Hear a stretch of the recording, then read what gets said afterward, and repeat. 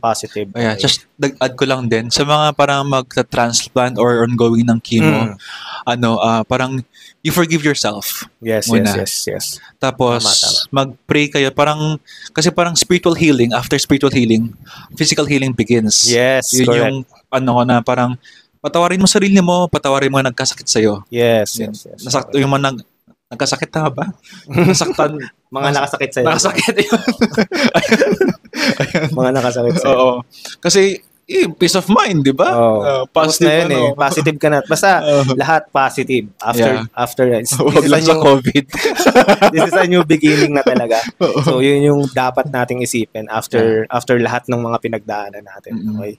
So, thank you, EJ. Sobrang haba na ng video natin, pero sana marami kayong nakuha dun sa mga pinag-usapan natin. So sana maging karoon ng part 2, no? Sana, okay. no? So